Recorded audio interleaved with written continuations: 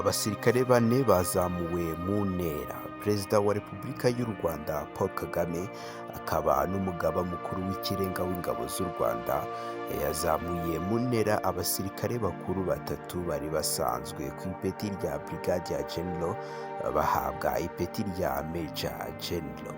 Abo ni Brigadier General Vincent Nyakarundi usanzwe ari umuyobozi w'urwego rushinzwe iperereza mu gisirikare cy'u Rwanda, Brigadier General Rwagasana ukuriye abashinzwe umutekano w'abayobozi bakuru b'igihugu Republican Guard, Brigadier General Lucky Karsisi uyobora umutwe w'ingabo zidasanzwe Special Operations Force.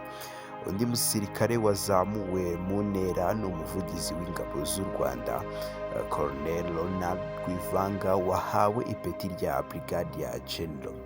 Itangazo ryashyizwe ahagaragara n'ubuyobozi bw'ingabo z'u Rwanda RDF rigaragaza ko izi mpinduka zihita zitangira gukurikizwa nyuma y'uko zitangajwe.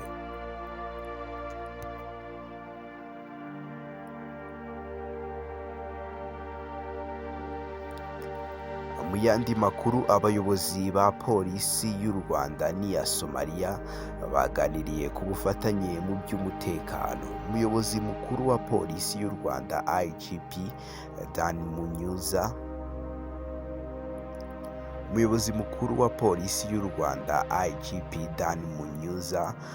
mu gitondo cyo kuri uyu wa mbere tariki ya 11 Nyakanga 2022 yakiriye mu biro bye byiherereye Kacyiru. Mu yandi makuru, abayobozi ba polisi y'u Rwanda n'iya Somalia baganiriye ku bufatanye mu by'umutekano. Umuyobozi mukuru wa polisi y'u Rwanda IGP Dan Munyuza mu gitondo cyo kuri uyu wa mbere tariki ya 11 Nyakanga 2022 yakiriye mu biro bye biherereye ku Kacyiru mugenzi we wa Somalia IGP Major General Abdi Hassan Mohamud. Baganira ku cyateza imbere umubano mu buryo butandukanye bwo gucunga umutekano. Mu biganiro byahuje impande zombi, IGP Munyuza yasobanuye ko polisi y'u Rwanda yiteguye kongera imbaraga mu mubano wa polisi zombi. Polisi y'u Rwanda yasinye amasezerano y'ubufatanye na polisi ya Somalia mu mwaka wa 2011 cyane cyane mu bijyanye no guhana ubumenyi. Kuva muri uwo mwaka, abapolisi bakuru 11 ba Somalia nibo bamaze kwigira mu Rwanda amasomo atandukanye ahabwa abapolisi, harimo ba ofisiye bakuru 6 bahawe amasomo yo ku rwego rukuru na 5 bahawe amasomo ahabwa aba ofisiye bato. Yagize ati, uyu ni umwanya mwiza wo kuganira tukareba n'ahandi twafatanya, harimo no guhanahana amakuru hagamijwe kurwanya ibyaha mpuzamahanga, kurwanya iterabwoba nka kimwe mu bintu bihangayikishije mu gucunga umutekano haba mu gihugu cyangwa mu ruhando mpuzamahanga. Yongeyeho ko muri uru ruzinduko hashyirwaho uburyo bw'imikoranire hagamijwe koroshya uburyo bwo guhana amakuru ku kintu cyose cyahungabanya umutekano. Yagize ati, twishimiye gusangira namwe uburyo ducunga umutekano. Polisi y'u Rwanda izakomeza kugirana umubano na polisi ya Somalia hagamijwe ko ibihugu byombi bigira ituza n'umutekano. Mu ijambo rye, IGP wa Somalia Major General Abdi Hassan Mohamud yashimiye uburyo polisi y'u Rwanda ifasha igihugu cye hagamijwe kubungabunga umutekano, kubaka amahoro arambye no kuyobora bishingiye ku mutekano.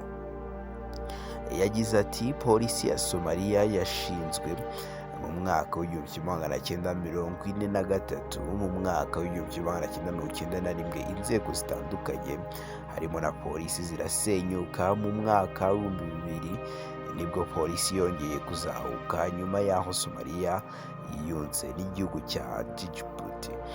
Nyuma y'ibyo bibazo byose polisi ya Somalia yanyuzemo yagerageje kwiyubaka, ubu irakora neza kandi mu gihugu hose icunga umutekano w'abaturage n'ibintu byabo. Major General Abdi yavuze ko kandi mu myaka 15 ishize polisi ya Somalia yongereye imbaraga mu kurwanya iterabwoba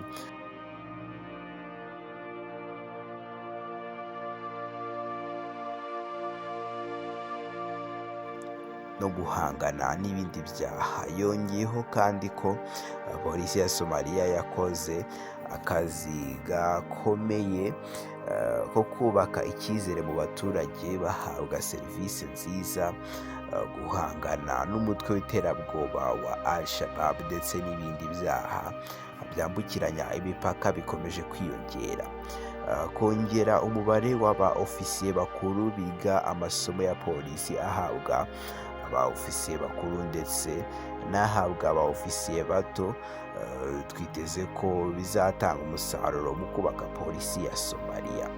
Yagize ati polisi ya Somalia yizeye ko inkunga ihabwa na polisi y'u Rwanda iziyongera hagamijwe ko igihugu cya Somalia gitekana, abaturage bakabaho nta bwoba bafite, badahohoterwa, badakorerwa ibikorwa byose bitubahirije amategeko. Muri uru ruzinduko rw'akazi ruzamara iminsi 7 biteganyijwe ko Major General Abdi azasura ahantu hatandukanye muri polisi y'u Rwanda harimo n'amashuri.